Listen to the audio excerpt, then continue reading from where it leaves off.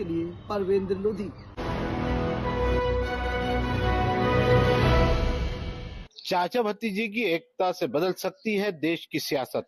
नमस्कार, आप देख रहे हैं जेके 24/7 न्यूज और मैं हूं आपके साथ इरशाद अहमद।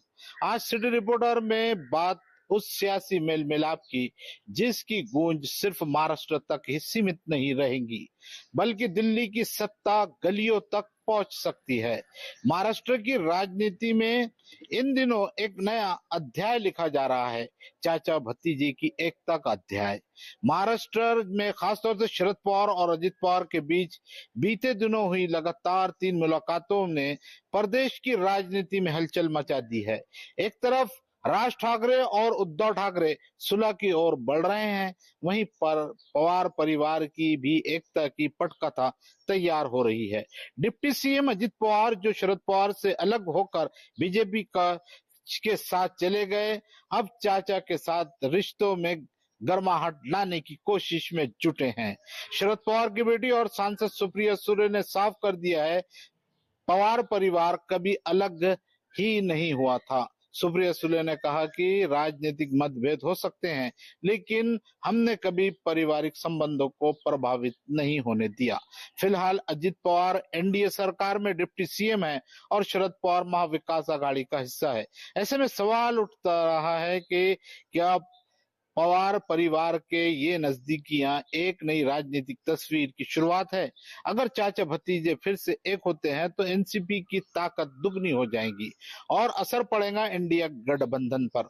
शरद पवार के पास अनुभव है, अजित पवार के पास सत्ता और सुप्रिया सुले के पास अगली पीढ़ी की उम्मीद। शरद पवार के पोते रोहित पवार ने भी दोनों धड़ों के एक होने की बात कही है। उन्होंने कहा, अगर परिवार एक साथ आता है तो विचारधाराओं को भी साथ लाना होगा।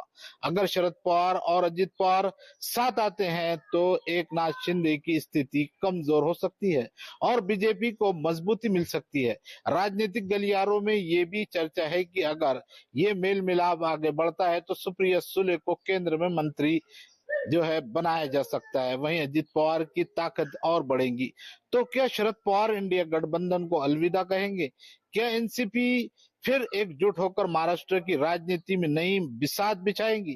और क्या इससे उद्धव ठाकरे और शिंदे गुट दोनों की रणनीति बदलनी पड़ेगी? ये सारे सवाल आने वाले वक्त में साफ होंगे, लेकिन इतना तय है कि चाचा भतीजी की एकता सिर्फ एक पारिवारिक मेल नहीं, एक सियासी भूचाल भी साबित हो सकता है।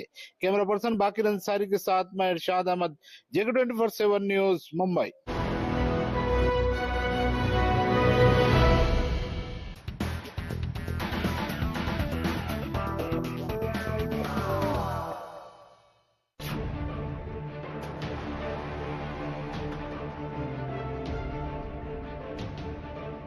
नमस्कार, वायरल कितना सच देख रहे हैं आप सब। मैं हूं आपके साथ साहिल केरनी।